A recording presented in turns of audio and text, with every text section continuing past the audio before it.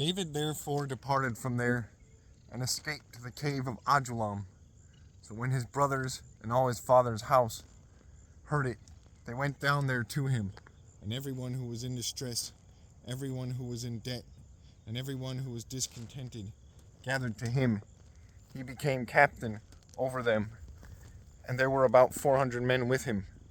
Then David went from there to Mizpah of Moab, and he said to the king of Moab, "Please, let my father and my mother come here with you, till I know what God will do for me." So he brought them before the king of Moab, and they dwelt with him all the time that David was in the stronghold. Now the prophet Gad said to David, "Do not stay in the stronghold. Depart and go to the land of Judah." So David departed and went into the forest of Hereth. When Saul heard that David and the men who were with him had been discovered.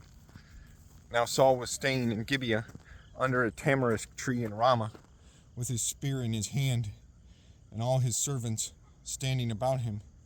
Then Saul said to his servants who stood about him, "Hear now, you Benjamites. Will the son of Jesse give every one of you fields and vineyards, and make you all captains of thousands and captains of hundreds? All of you have conspired against me, and there is no one who reveals to me that my son has made a covenant with the son of Jesse, and there is not one of you who is sorry for me, or who reveals to me that my son has stirred up my servant against me, to lie in wait as it is this day."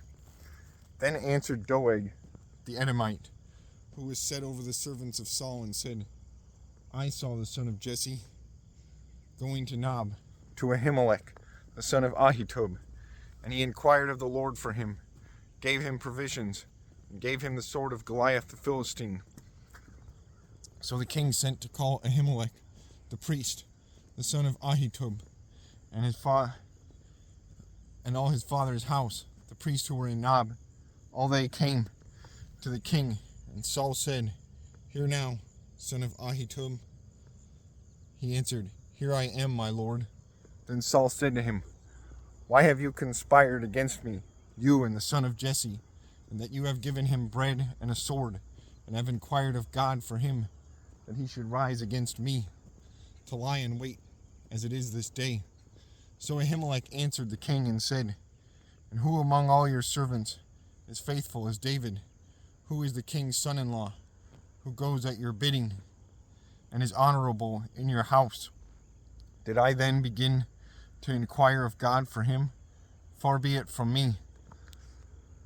Let not the king impute anything to his servant, or to any in the house of my father, for your servant knew nothing of all this, little or much." And the king said, "You shall surely die, Ahimelech, you and all your father's house." Then the king said to the guards who stood about him, "Turn and kill the priests of the Lord, because their hand is also with David, and because they knew when he fled and did not tell me." But the servants of the king would not lift their hands to strike the priests of the Lord. And the king said to Doeg, "You turn and kill the priest." So Doeg the Edomite turned and struck the priests, and killed on that day 85 men who wore a linen ephod. Also Nob, the city of the priest, he struck with the edge of the sword, both men and women, children and nursing infants, oxen and donkeys and sheep, with the edge of the sword. Now one of the sons of Ahimelech, the son of Ahitub, named Abiathar, escaped and fled after David. And Abiathar told David and Saul that Saul had killed the Lord's priest. So David said to Abiathar, "I knew that day when Doeg the Edomite was there, that he would surely tell Saul, 'I have caused the death of all the persons of your father's house. Stay with me, do not fear, for he who seeks my life seeks your life, but with me you shall be safe.'"